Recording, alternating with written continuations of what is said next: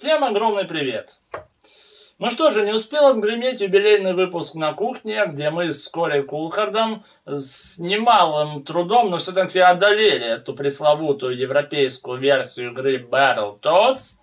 Как я, находясь на такой волне, можно сказать, проникся моментом и очень захотел поделиться с вами своими воспоминаниями о второй игре, об этих замечательных боевых жабах, которая выходила на Денди. И эта игра известна еще тем, что сочетает в себе не только не самих, но и других не менее известных и колоритных персонажей уже из другой одноименной игры от компании Technos. Но для меня лично эта игра имеет в первую очередь то значение, что из всего многообразия и 8-битных игр на Денди, из всего, что я переиграл вообще за всю свою жизнь, я могу сказать наверняка, что именно эту игру, без сомнения, я прошел наибольшее количество раз, чем любую другую. Почему это именно так, я вам сейчас расскажу. Устраивайтесь поудобнее. В эфире Dendy Memories. Я расскажу вам о своих воспоминаниях об игре Battletoads and Double Dragon.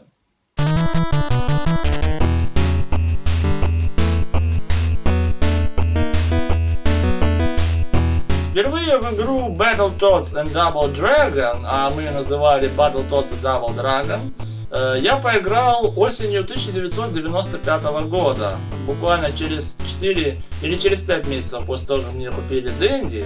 Лето уже прошло, мы с Ветером вернулись из деревни, страшно рады от того, что мы наконец прошли игру «Черный плащ».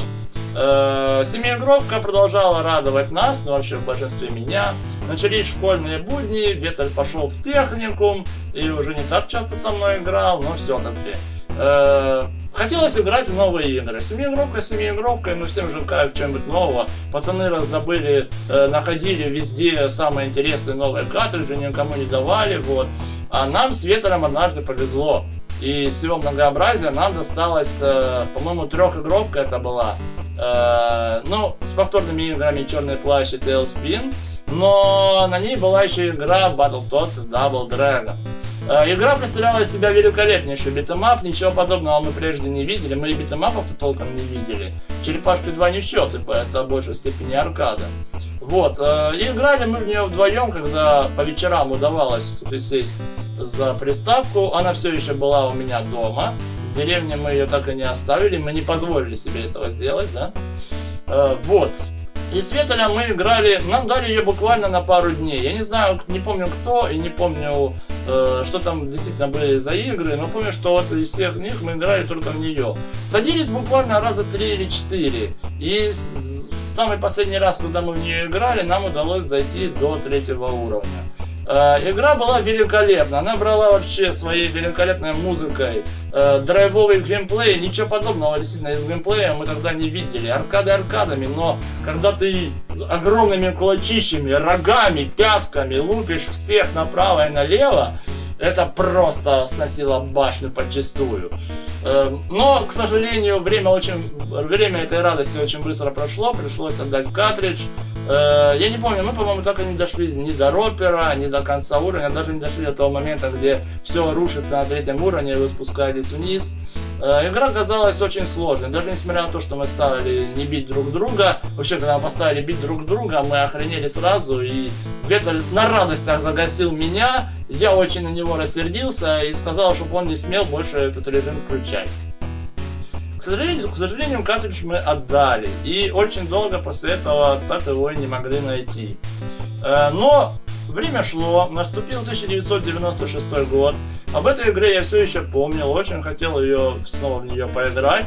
И вот однажды представился такой случай, летом 96 года я в очередной раз поехал в деревню.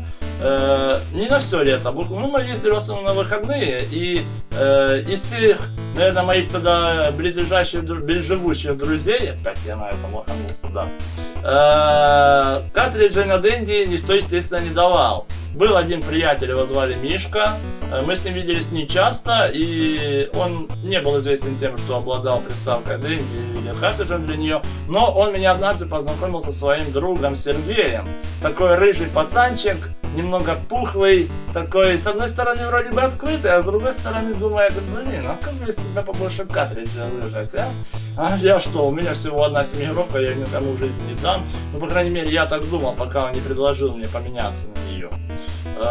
Предложил мне поменять эту семиигровку именно на одноигровку Battletoads and Double Dragon. Я очень рад от такого предложения, с радостью согласился. Мы договорились поменяться на месяц. Он дал мне одноигровку, я дал ему семиигровку. Мы с ним практически никогда не пересекались. Нас познакомил Мишка, я даже с Мишкой редко виделся. Ну, это не важно. Вот, и я такой радый от того, что наконец-то у меня снова эта игра, что семиигровка поднадоела, я хотел все-таки снова того драйва, да? Вот, и я засел опять играть в Battletoads и Double Dragon. Я играл в основном только за мужика, потому что меня раздражало, что лягушка не может бить в прыжке по пауэрапам, не может цепляться за правую стенку на 3-м уровне, когда спускается. Вот, и я ее сразу отсекал. Для меня это в первую очередь была эра Double Dragon, а не Battletoads. Тем более, что первой игры Battletoads я в те времена вообще не видел. Вот. Играл я в нее целое лето. Вот. Как мы договорились, что мы поменяемся на месяц. Месяц прошел. Прошел второй. Сергея я больше не видел за эти 2 месяца. С Мишкой тоже не пересекался. Я ездил каждые выходные, и мы жили все-таки не близко друг к другу. А поскольку я был маленький, мне тогда было только 8 лет, родители меня не пускали гулять по деревне. Там всякая скотина бегает, все такое, собаки, коровы, быки, свиньи, черепахи. Вот. И так получилось, что родители все-таки уже не позволили мне взять с собой приставку Dendy домой, когда лето подошло к концу. Я ставил ее в деревне, приезжал, играл каждые выходные. Эту одноигровку я тоже оставил вместе с ней, приезжал, играл в нее каждый раз, когда был там. За все это время, ну, прошло лето, прошла осень. За все это время мне уже удавалось дойти до 5-го уровня. И 5-й уровень я возненавидел. Это ракета, господи ты боже мой. Она представлялась такой нудной и такой, блин, нескончаемо бесконечной. Ты идешь вперед, она не прекращается. Куча огней, тебя гасят. Ну, в общем, полный кошмар. Вот, и так получилось, что дальше я не доходил. Столько раз разглядывал эти изображения боссов заставкой игры, представлял, какие же они там: Робоманус, Shadow Boss, Королева Тьмы, Dark Queen. Не помню кто, по-моему, один из моих друзей ее однажды назвал Королева Тьмы, хотя правильно, наверное, перевести Dark Queen, Темная Королева, но мы ее называли исключительно Королева Тьмы, это все-таки звучит. И прошла осень, и прошла зима, и начался 1997 год. Мне уже откровенно, я уже начал бояться, что я никогда не увижу свою любимую семиигровку. Представляете, могло случиться так, что я бы ее потерял, и мне не о чем было бы вам рассказывать и в Слоненке, и в предыдущих выпусках Dendy Memories. Но когда наступила весна, а прошло уже 7 или 8 месяцев с момента нашего обмена, я все-таки понял, что все.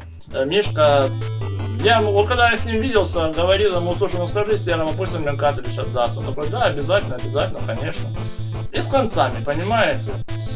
Что делать? Ну, делать нечего. Пришлось рассказать родителям о моем несчастье, что вот такой нехороший мальчик забрал у меня мою картридж, договорился на месяц, сам не отдал, я не знаю, где он живет. Ну, выслушал, конечно, пару лекций от папика, что, ну, вы это все знаете, я не буду пересказывать, это трудный момент. И что, делать нечего. Я ему отдал, он взял мою эту самую одноигровку с Battletoads, которую я уже видеть не мог, потому что хотел поиграть, блин, в Черного Плаща с Робокопом 3. Он ее взял и пошел в деревню, пошел куда-то там разбираться. Сначала к Мишке, потом они вроде бы пошли к Серому. И после часа разборок он вернулся, вручил мне эту семиигровку и сказал, чтобы ты ее больше никому никогда не давал. Я понял, я этот урок усвоил надолго. Ну, правда, не совсем надолго, но об этом как-нибудь потом. Вот, вернул я все-таки свою семиигровочку, и с момента весны 97 года, опять же, на какое-то время об игре Battletoads and Double Dragon забыл. Тогда мне уже показали игру Battletoads 3. Это была одна игровочка тоже, я думал, что это третья часть. Хотелось посмотреть первую, но первую было не найти, хрен знает, где она была. Вот. И через какое-то время у моего близ живущего соседа, его звали Влад, и сейчас зовут Влад, это был один из тех, вообще во всем дворе это был пацанчик, у которого было все. Понимаете? Вот, наверное, в каждом дворе, в каждом дворе был такой пацанчик. Если, например, пришла мода на Дэнди, то у него дофига картриджей. Если пришла мода на комиксов, то у него дофига комиксов. Если пришла мода на пазлы, то у него целая гора пазлов. Ну и так далее. Фишки, у него тоже гора фишек, фигурки со Спайдерменом, вот. Но этого человека я знаю, наверное, столько раз, сколько помню себя. И что меня в нем всегда радовало, он никогда не был жадным и всегда давал, ну, он жил буквально через 3 квартиры от меня, сейчас он, к сожалению, переехал, вот. Он никогда ничего не зажимал, он давал мне и комиксы, и игрушки, и картриджи, и на определенный срок. Он знал все-таки, что я живу рядом, и в любой момент он может их забрать, что я никому не дам. В этом отношении я был с ним честен. Вот, и вот у него через какое-то время появилась и Dendy Classic у него появился. Тот самый Dendy Classic, который я показывал вам в каждом своем выпуске Dendy Chronicles, да, это именно он. Вот, и у него появилась двухигровка, на которой были записаны игры Battletoads 2 и Battletoads 3. Battletoads 3 казалось охренеть какой сложной, мы в нее практически не играли, а в Battletoads 2, она же Battletoads and Double Dragon, понимаете, да? Мы набивали сейф банды и гасились в нее днями напролет. Вы что, это было просто, мы сидели, у нас была компания из 4 пацанов, да? Мы садились за 2 джойстиками, те, кто не играл, они нисколечко не горевали о том, что они не играют, что они за рамками очереди, потому что они были целиком и полностью охвачены действием, происходящим на экране. Вот, и играли мы, господи, сколько же мы играли, ну, в общем, долго играли, где-то так, и вот... В нашей компании из 4 парней был один Илюха. Вы его уже знаете по моим рассказам об игре Robocop 3. Вот. Он был известен тем, что он говорил, что он проходил игру Battletoads and Double Dragon. Вообще он всегда славился тем, что он очень много знает об играх на Денди, и наверняка гораздо больше, чем все мы вместе взятые. Он у нас был таким авторитетным экспертом. Вот, он рассказывал, что он доходил и до Королевы Тьмы, что он ее убивал, а мы все не доходили дальше 5 уровня, он казался просто непроходимым. И однажды нас все достало, и мы на него насели, говорим: Илюха, ну пройди нам эту игру, покажи нам, что там дальше, что там за 6-й, что за 7-й, какая это Королева Тьмы, как ее завалить и так далее. Ну и он долго на самом деле не сопротивлялся, и однажды мы схватили этот карик, пошли к нему домой, у него тоже была Денди, и набились к нему и сели смотреть, как он на одного, заметьте, не на двоих, он один проходил игру Battletoads and Double Dragon. Делал он это весьма профессионально. Я помню, когда он дошел до 5 уровня, мы уже думали, блин, ну неужели пройдет? Ну неужели пройдет? И вы знаете, прошел, действительно. Он завалил Робомануса. Вот Робоманус это была последняя финальная точка, до которой мне удавалось зайти. Что за ним, я не видел никогда, потому что я его не проходил. И никто не проходил, кроме него. Вот. Он дошел до 6 уровня, там тактика прохождения была такой же самой, он завалил всех негодяев, дошел до Shadow босса. Вот не помню, к сожалению, как он с ним бился, но помню, что мы были охвачены целиком и полностью этой игрой, и страшно, очень, просто до жути нам хотелось увидеть, что в конце. Последний уровень, на наше удивление, оказался очень коротким. Тоже там сложность представляет только то, что там больше ударов всем врагам, и что они как-то побыстрее передвигаются на экране. Вот, ну, он так говорил, он так много говорил, что вот, мы говорили, ты правда проходил? Он такой: да проходил, ребята, сейчас я пройду. Да вы шо, ну что ж это такое? Вы представляете, он дошел до Королевы Тьмы, и она его втоптала в землю. К сожалению, он ее не прошел, он слил на ней оставшийся континью. ничего не мог с ней сделать. Но даже несмотря на гейм-овер в конце на Королеве Тьмы, мы нисколечко не были раздосадованы с пацанами. Наоборот, мы были очень довольны, потому что свершилось практически все, чего мы добивались. Мы увидели последний 6-й и 7-й уровни. Мы увидели, что представляет из себя Королева Тьмы, до какой степени она, блин, зверская. Вот, и как бы уже было к чему стремиться. Все-таки тактика прохождения 5-го уровня тоже во многом разъяснилась, и начинали уже действительно пытаться пройти этот уровень.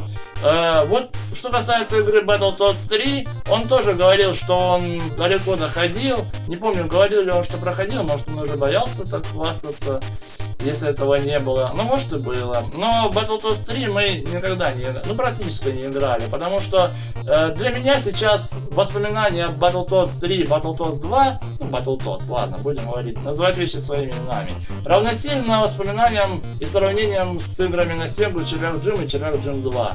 Первая до охренения сложная, но интересная, а вторая очень веселая и достаточно нетрудная, я бы сказал. Такая, она играется как бы...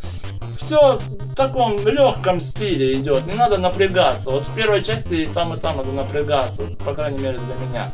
А вот во вторую часть с удовольствием. Ну что же, и шло время. Мы так и не увидели конца этой игры. Где-то, наверное, в 2000 уже году Илюха по каким-то своим каналам пробил несколько картриджей у кого-то. Может быть, замылил, не знаю, может быть, выменял, может, ему подарили. И среди них был один очень интересный экземпляр. Вот это вот замечательная платка. Эта платка примечательна тем, что на ней записано 3 игры. Prince of Persia, Little Mermaid, то есть русалочка, и та самая Battletoads and Double Dragon. И эту платку он подарил мне. Я был очень рад этому, потому что у меня не было своей игры Battletoads, у меня не было даже игры Prince Persia. Но Prince Persia, толку мне было с нее, она видели, как у меня работает, да, на приставке. Вот. И играли мы вот на этой платке в игру Battletoads and Double Dragon, но играли недолго. Это был 2000 год, мы тогда ходили уже в какой? В 7 класс. Ко мне тогда очень часто приходил мой одноклассник Денис, мы его все называли Дэн. Он тоже был страстный геймер, просто сумасшедший игрок в D&D, да и в Сегу тоже. Вот, и мы с ним очень были увлечены этой игрой и очень много раз в нее играли, но, к сожалению, играли недолго, потому что вот здесь на платке, не знаю, чем отгрызанные и что вообще с ней делали, но и с одной и с другой стороны здесь такие очень затертые 2 контакта, вероятнее всего из-за которых эта платка вскоре у нас просто отказалась работать. Что мы с ней только не делали, мы ее пихали в приставку, мы ее смачивали одеколоном, дезодорантом, спиртом. Она работала буквально там 2-3 включения и снова отказывала. И однажды, я не помню, на какой помойке мы его нашли, но мы нашли такой ядерный одеколон, вы себе не представляете, как от него разило. И мы просто так по-доброму, знаете, по-русски смочили всю эту панель и всю эту панель. И после этого встали, и ни разу за эти 12 лет после этого она у меня не включилась. Вернее, ни разу не включилась, она постоянно включалась, вот что я имел в виду. Вот, и работала исправно, и мы... Тот самый период, это был, наверное, 2000 год, ну, вряд ли 2001. В 2000 году мы ее прошли с Дэном, и просто началась какая-то такая волна сумасшедшая. Мы играли в нее каждый день, когда он заходил ко мне. А он заходил ко мне перед школой и после школы почти ежедневно. И мы обязательно, если Дэн пришел, все, мы вставляем Battletoads и играем. Мы играли в нее, боже, каждый божий день, день за днем, оттачивая абсолютно все уровни, оттачивая движения каждого игрока, каждого, тактика и техника ведения боя на каждом враге. Это все было просто охренеть. И он играл всегда жабой, вот за что я его уважал. Он не искал легких путей, он играл за жабу. А я играл за мужика. И на каждом враге мы обожали с ним делать разные фишки. Например, там на 3-м уровне он хватает девку, поваливает ее на пол, я разгоняюсь и пришпандориваю ее своими коленями. Или то же самое на втором уровне, когда я забиваю палкой чуваков в землю, а он на последнем ударе разгоняется и пяткой вышибает каждого нахрен. Мы обожали такие моменты. Для нас уничтожение каждого врага всегда должно было быть обоюдным делом. И мы долбили ее год, два, три. За все это время мы прошли ее не меньше 150 раз, это точно. Но сколько бы мы ни пытались, мы так и не смогли добиться того, чтобы дойти до Королевы Тьмы, не потратив ни одной жизни. Бывало буквально, чтобы он не тратил, бывало, чтобы я не тратил. Но вот всегда на какой-нибудь хрени обязательно где-нибудь что-нибудь на вас прибьет. И вот не получилось, к сожалению, но все равно проходили ее только так. Вот, и таким образом эта игра для меня вошла в историю как самая задрочливая игра за все времена. Может быть, это когда-нибудь она отойдет на второй план, может быть, когда-нибудь на первое место выйдет Battletoads первая часть, может какая-нибудь другая игра. Все-таки с Колей я познакомился уже в 2004-2005 году, и тогда всерьез заинтересовался игрой Battletoads, именно первой частью. Вот, но вторая часть для меня все-таки она самая, не знаю, сказать, что она хуже первой части, не скажу. Но сказать, что она ее превосходит, я тоже не могу. Все-таки и та игра, они имеют свои собственные воспоминания у меня. И не знаю, они мне нравятся одинаково. Хотя я больше сейчас люблю играть, да, в первую часть. Все-таки она как-то больше такой вызов бросает игроку, чем вторая. Вторая теперь уже кажется легкой. Но все-таки игра Battletoads Double Dragon я увидел первее, чем ее. И поэтому навсегда она останется для меня самой первой игрой про боевых жаб и двойных драконов, если можно так сказать, которую я поиграл в своей жизни. В общем, таковыми были мои воспоминания об этой замечательной игре. Я вам всем желаю в нее тоже играть, не забывать, потому что это великолепнейший битэмап. Это, можно сказать, эталонный битэмап на Денди. И такую вещь просто ни в коем случае нельзя забыть, если вы любите играть в Денди. А я уверен, что вы любите играть в Денди. Вот, ну что же, на этом я буду закруглять свои сегодняшние ностальгические воспоминания. Спасибо, что были со мной. С вами был Киноман. Играйте в Денди, и мы скоро с вами увидимся. Счастливо.